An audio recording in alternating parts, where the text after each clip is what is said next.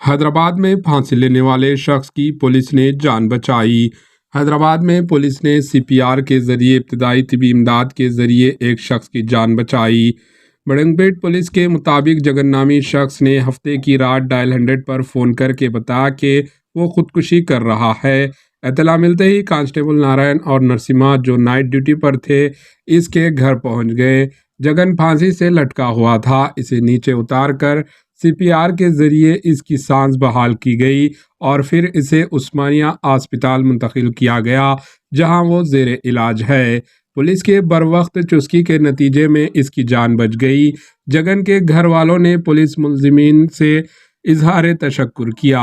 Bureau report HN news.